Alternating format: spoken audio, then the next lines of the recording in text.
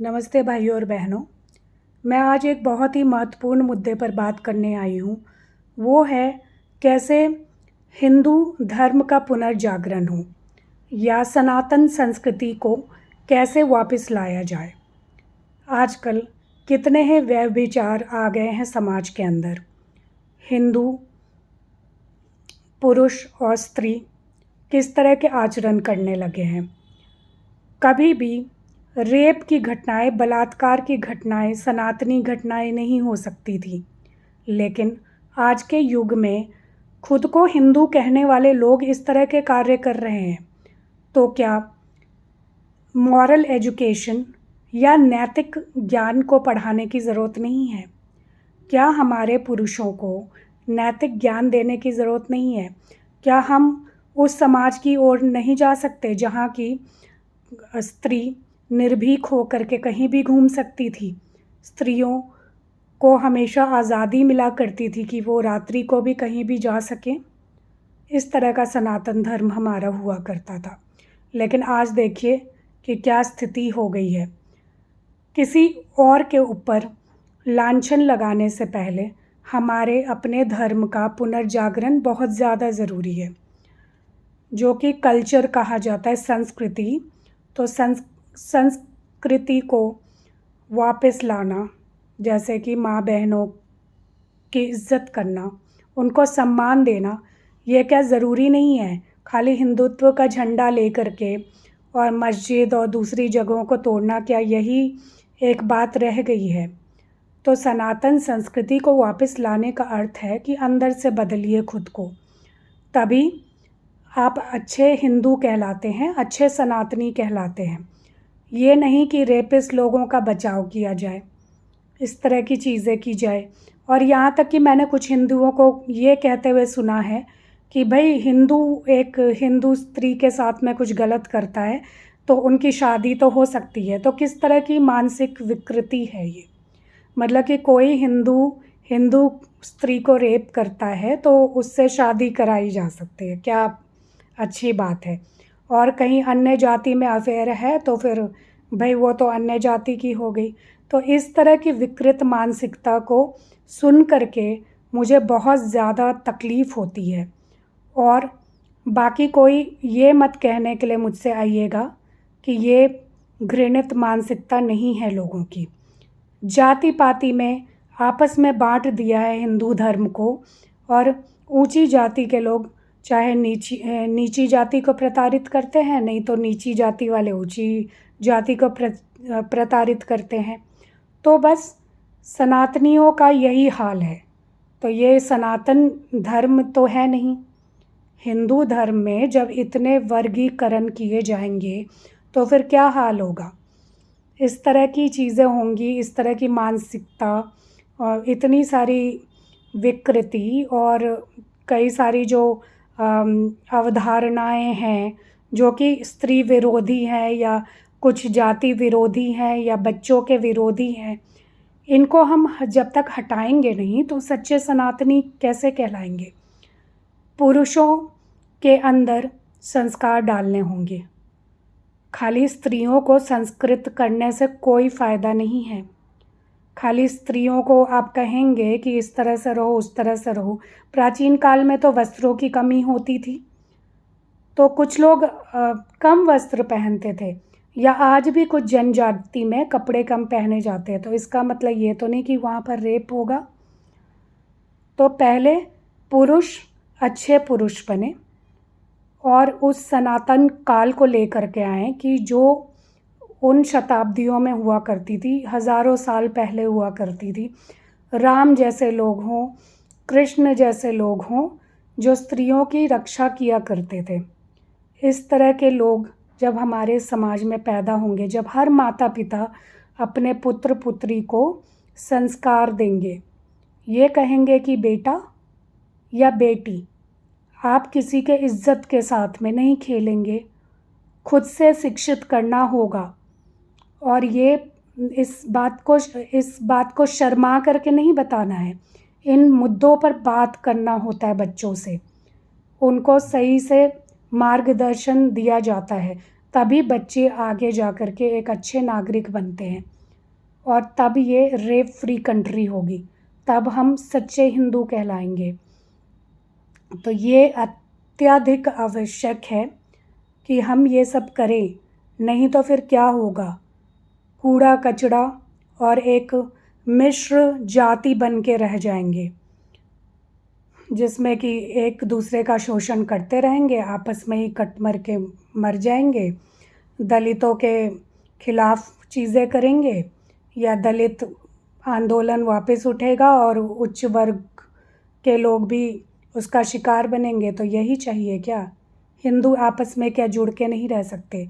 और हिंदू भी वो हिंदू जो सही मानसिकता का हो, ना कि हिंदुत्व के नाम पे गुंडागर्दी करे, वो हिंदू नहीं चाहिए, वो सनातनी नहीं चाहिए इस देश को। और जब तक युवा इस तरह से नहीं सोचेंगे, या मेरी तरह आकर के सोशल मीडिया पे किसी भी प्लेटफॉर्म पे आगे नहीं बोलेंगे, संस्कारों की बातें नहीं करेंगे, तब तक सनातन धर्म वापस नहीं आ सकता है। भारत के सभी लोग सनातनी हैं, चाहे आप खाली हिंदू हिंदू हिंदू की क्या बात कर रहे हैं। हिंदू वो लोग होते हैं जो सिंधु नदी के इस किनारे पे रहते हैं, तो सभी हिंदू ही हैं, सभी सनातनी हैं। तो बाकी जो नहीं समझ पा रहे हैं, बाकी जो वर्ग के लोग, कोई बात नहीं, वो किसी और धर्म के आगोश में आ गए तो कोई बात नहीं, देर सवेर वो समझेंगे। लेकिन खुद को पहले सुदृढ़ कीजिए, शक्तिशाली बनाइए, एक हिंदू के रूप में, सनातनी के रूप में खुद को शक्तिशाली बनाइए, जिससे कि आप एक आदर्श बने, जिससे कि हिंदुत्व की रक्षा हो।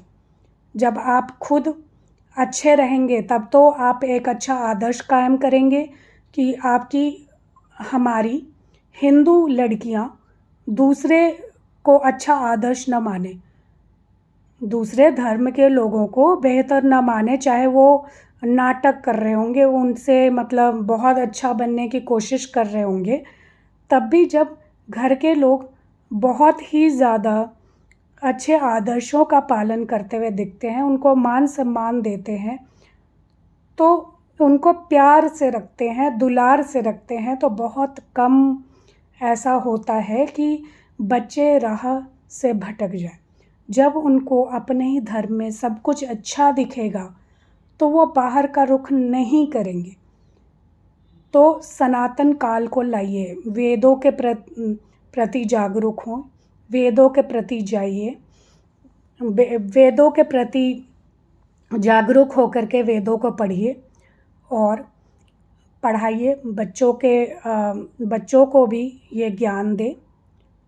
और उसके बाद में इस तरह की शिक्षा का प्रचार प्रसार होना चाहिए। मतलब ये नहीं कि भाई गीता क्या कहती है, वेद क्या कहते हैं, मतलब एकदम क्लिष्ट भाषा में कहने से तो कोई भी नहीं फ़ायदा होगा, लेकिन उनके ऊपर सही विचार करना। एक स्त्री का सम्मान, एक बूढ़े का सम्मान, एक माता पिता का सम्मान, एक जातिगत सम्मान। जब वेदों में वर्ण व्यवस्था हुई थी तो भी सारी जातियों को अपने सम्मान दिए गए थे। ऊंच नीच तो ये स्वार्थवश हुआ है। हर व्यक्ति यहाँ पर ज़रूरी है। एक जो व्यक्ति कूड़ा उठाता है या जो आपकी नाली साफ़ करता है, अगर वो ये कार्य को नहीं करेगा तो फिर सब जगह गंदगी, प्रदूषण, हर चीज़ फैलेगी। तो क्या आप उन लोगों को नीचा दिखा दिखा करके, मतलब आप कहाँ पे जाओगे? आप नर्क के भागी होंगे, आप गंदगी में रहेंगे।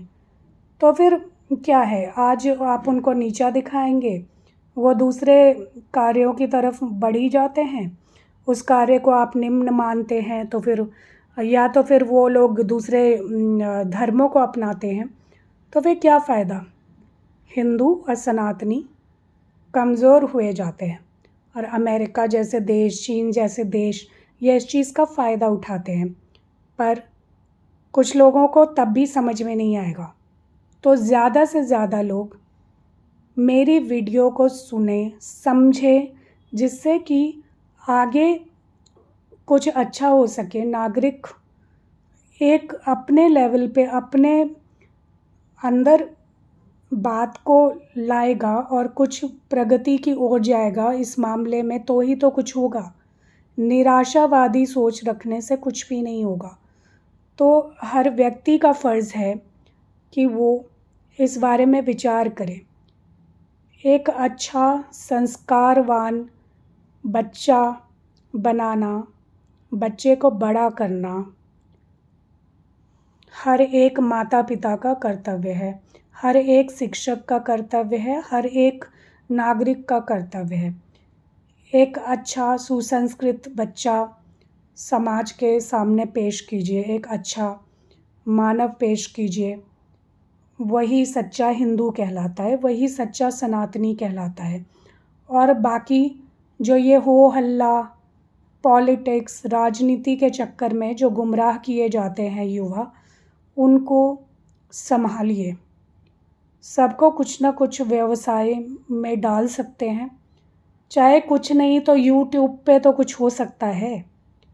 यूट्यूब ही सही, कुछ वो लोग अच्छे विचार कर सकते हैं या जो भी उनको आता है वो चैनलों के माध्यम से कुछ भी कर सकते हैं। अगर पैसे नहीं हैं रोज़गार के लिए, तो भी कुछ ना कुछ मनुष्य के अंदर होता है जो वो आगे लेके जा सकता है। चाहे उसको सिलाई आती हो, चाहे उसको अच्छा बोलना आता हो, चाहे उसको अच्छा गीत आता हो, कुछ भी करके वो आगे अपनी रोज़ी रोटी कमाने की कोशिश कर सकते हैं।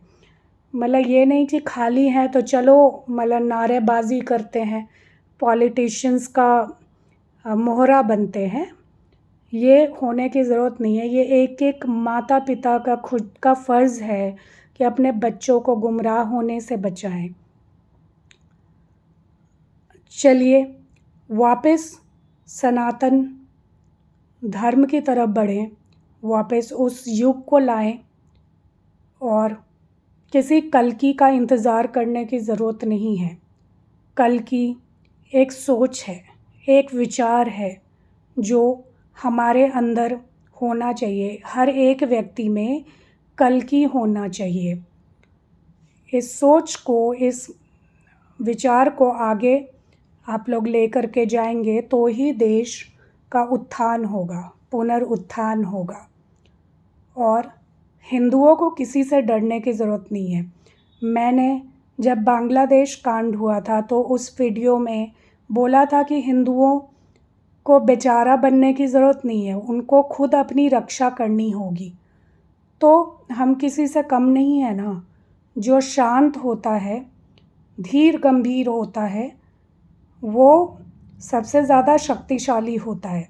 और मुझे बहुत ज़्यादा खुशी है कि बांग्लादेश के हिंदू अब हथियार लेकर के खुद की रक्षा करने के लिए आगे आए हैं। तो हिंदू कभी से भी पीछे नहीं था। चाणक्य काल से लेकर के, उससे पहले से लेकर के हर युग में हिंदू ने लड़ाइयाँ लड़ी है। सनातन काल से ऐसा ही आया है, होता आया है। ये सामान्य सी बात है कि संघर्ष होते थे आपस में ज़मीन के लिए, धन के लिए और भी बहुत सारी चीज़ों के लिए, जो कि सभ्यता का ये सूचक है आगे बढ़ने का। चाहे वो ज़रूरी या गैर ज़रूरी था, इसके ऊपर बाद में विचार किया जा सकता है।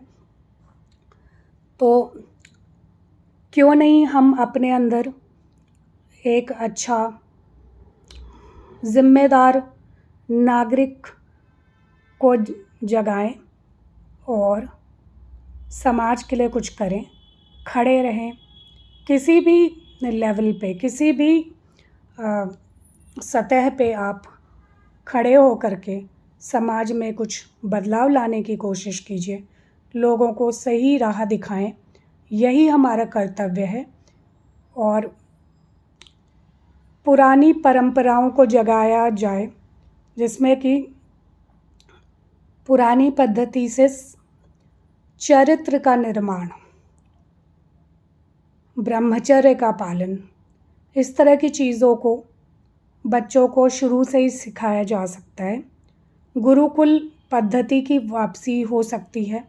आज भी जो इक्के दुक्के गुरुकुल हैं ना भारत में, वो इतना बढ़िया कार्य कर रहे हैं, इतने चरित्रवान पुरुष और महिलाओं को पैदा कर रहे हैं, मतलब कि बच्चों का निर्माण हो रहा है उन गुरुकुलों में, कि आपको बहुत ज़्यादा आश्चर्य होगा कि हमारे प्राइवेट स्कूलों से वो बहुत बेहतरीन हैं। तो इस पद्धति की तरफ क्यों नहीं वापस जा सकता है? हिंदुओं, पहले खुद को पूर्णतः जड़ से मजबूत करो, फिर सतही रूप पे तैरना। मतलब कि ये नहीं कि ऊपर ऊपर हिंदुत्व की आंधी और चरित्रवान है नहीं अंदर से, ये तो गलत बात है ना। फिर तो कचड़ा हो जाएगा, फिर हम एक कमज़ोर लोग रह जाएंगे, कमज़ोर संस्कृति के लोग। और हिंदू कभी कमज़ोर नहीं था, सनातनी कभी कमज़ोर नहीं था। इसलिए सही विचारों को डाल करके समाज के ऊपर पुनर्अंकुरित किया जाए, इस सोच को आगे बढ़ाया जाए, नया युग लाया जाए। यही कल्कि का निर्देश है, यही ईश्वर का निर्देश है। शायद मैं ईश्वर का ही वाच अपने अंदर से कर रही हूँ, क्योंकि ये मुझे ईश्वर प्रदत्त लग रहा है, ईश्वर द्वारा कहलवाया जा रहा है, जो कि मुझे ऐसा लगता है। तो इन बातों को गंभीरता से लें आप सभी, और अपने बच्चों से बातें करें, उनको अच्छे संस्कार दें।